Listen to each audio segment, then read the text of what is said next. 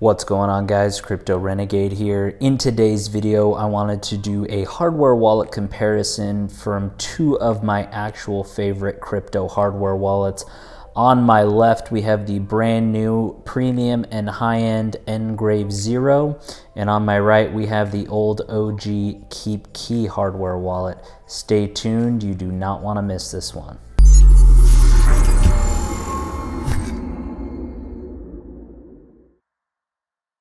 All right, guys, welcome back. So again, in today's video, I wanted to do a hardware wallet comparison, the NGrave Zero, which is on my left, and the KeepKey hardware wallet on my right. As you can see, the KeepKey I've had for several years, a lot of wear and tear, and it's seen better days, but it also goes to show you how often I actually use this thing.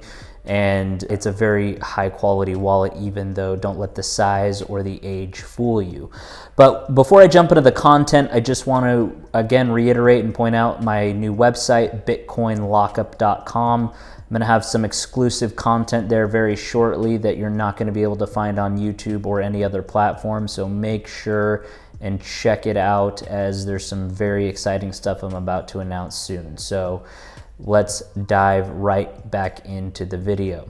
So as you probably know, if you've seen any of my hardware wallet videos before, when I do comparisons, I tend to look at three generalized categories when making a hardware wallet purchasing decision. Number one, I take a look at the design, form factor, security, and the overall user experience. Number two, I will look at the overall coin support, which one, if there's any unique coins, if there's any unique staking involved, and so on and so forth. And then, of course, the third category is the price. And then, of course, ultimately, which one I would pick if I could only purchase one. So I'm going to go ahead and start on the left here with the NGrave Zero, as this is like a newer and a higher premium and higher end wallet. And it may be seeming like I'm comparing apples to oranges here, but don't be fooled. I actually use the KeepKey every single day.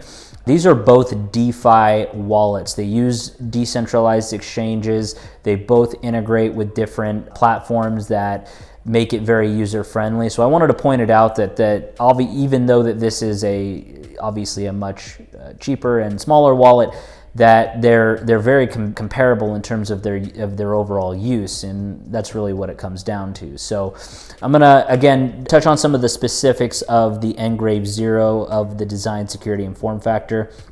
As you can see, this is a very high-end premium device. It's got a full touchscreen display, and it's got several coins.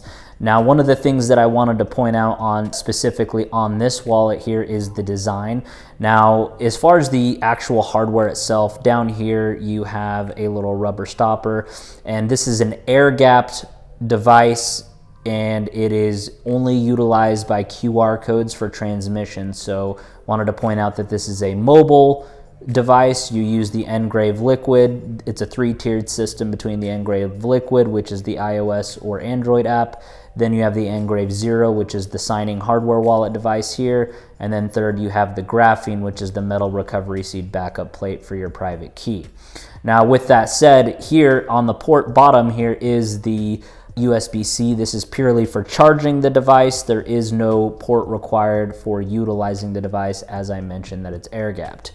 Now again, this is your top tier, top of the line, high quality device. It's got a very unique form factor and design that you're not going to find on other hardware wallets. As you can see here on the side, there is a mechanical power button. On here, this is obviously how you'll power on the device, as well as holding it to power off the device and boot it down properly. As we go to the back here, you'll see that there is a camera here. This is for scanning QR codes and for signing and sending transactions. And then of course right here you have the fingerprint authenticator, and this is for allowing you to set up multi-sig, multi-factor if you want to have multiple people use the same hardware wallet, like a husband and wife or a family member or whatever the case is.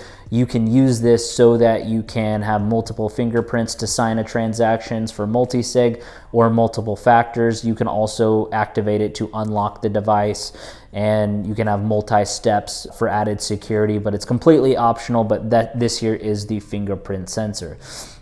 Now this is fairly heavy. You can feel the quality in your hands, and you can definitely tell as you pick it up and as you hold it that it's built with a sort of a higher quality build in and materials and overall usage. Now, as far as the security goes, this is the world's only and first EAL7 plus security element chip.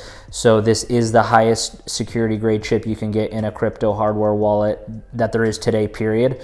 And that's extremely attractive. And again, the whole purpose of cold storage or hardware wallets is to keep your private keys offline and as secure as humanly possible. In addition to that, it has a QR code scanner, as I mentioned here, and this is how you can sign, send, and receive transactions.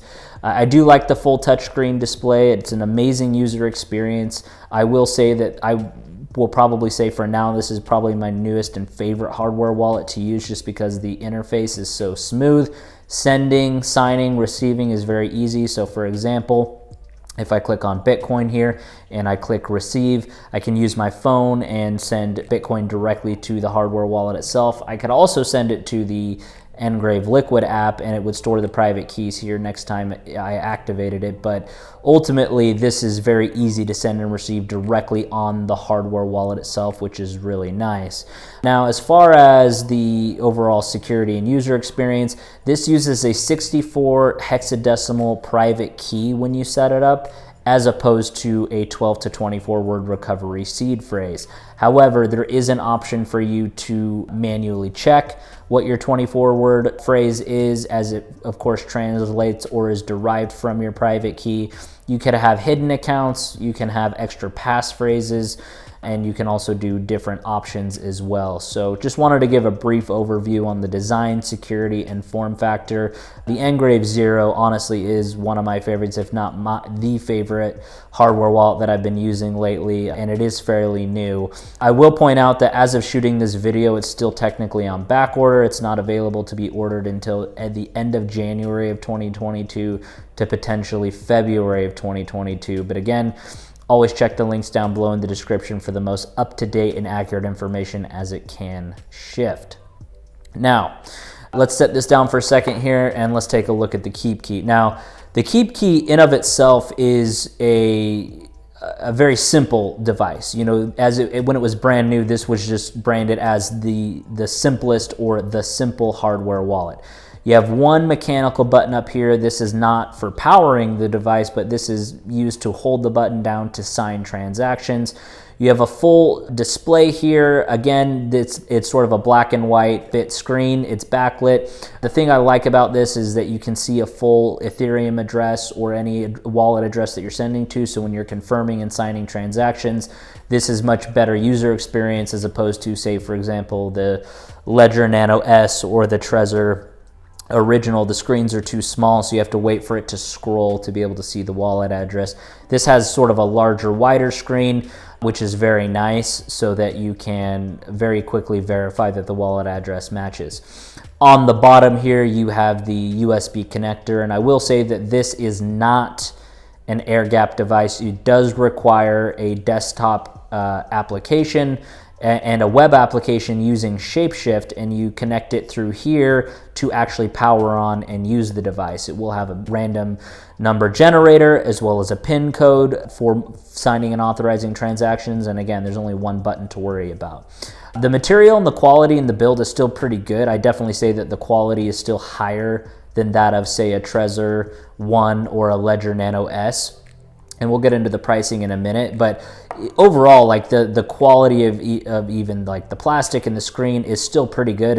And granted, you probably see some scuffs and some marks on this screen. I bring this wallet with me to a lot of different places because I really do use it almost every single day, because the key here for the user experience is the integration with Shapeshift, which not only is a DAO, but it integrates with multiple decentralized exchanges. I can do coin swaps while keeping possession of my private keys here.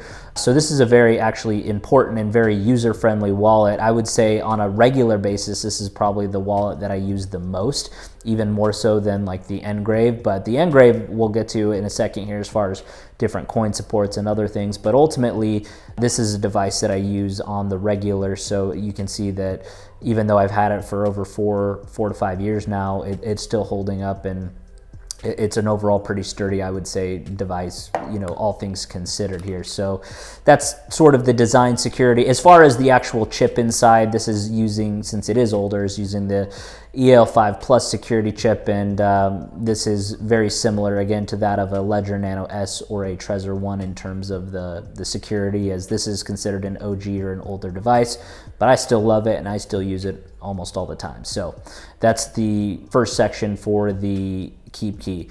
And as a matter of fact, while I'm holding it here, let's talk about section number 2, which is the overall coin support. So again, the thing that I like, and I touched on this a minute ago, but the thing I like about the coin support on the KeepKey is because you're using so many dexes, like all ERC20 tokens, you're getting coins from the Solana blockchain, from the Polkadot blockchain, you're actually getting coins from the Avalanche blockchain, anything that's ERC20 or EVM compatible.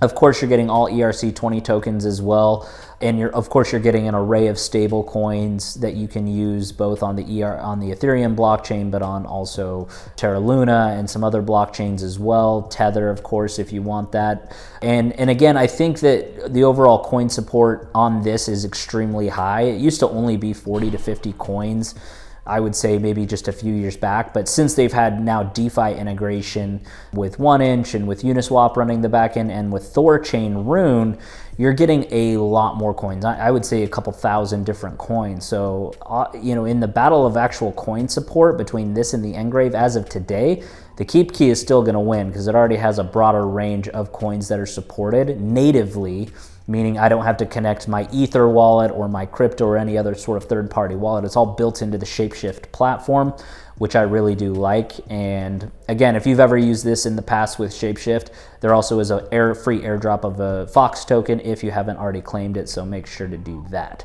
So that's the coin support. Any unique coins, it doesn't have staking. I will say that there is no staking support currently for the KeepKey, but it does do cross-chain swaps, and you can trade crypto while holding your private keys, which is a huge upsell here. And a reason that I use it is just because the user experience, even though it is plugged in with a cable, the user experience using the interface is really dialed in, and it works extremely well. So again, check the links in the description for the most up-to-date coin support, pricing, etc. So that's the KeepKey.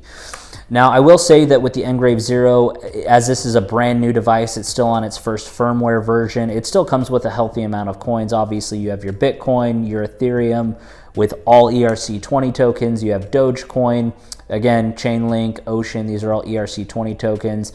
Also Bitcoin Cash, Zcash, stable coins like USDT and USDC, DAI. You even have some new metaverse and we'll call them NFT-based coins, like you have Engine, Uniswap, Matic, Polygon, Aave, Mana, Sandbox, Curve DAO, 1inch. So again, this has a full suite of ERC20 tokens, and of course it does have, you know, the other basic blockchains, your Bitcoin, Ethereum, Dogecoin, and so on. There's also XRP support and some other coins that I don't have on here personally, but again, check the links in the description for the most up-to-date coin support, as they're always adding new coins over time.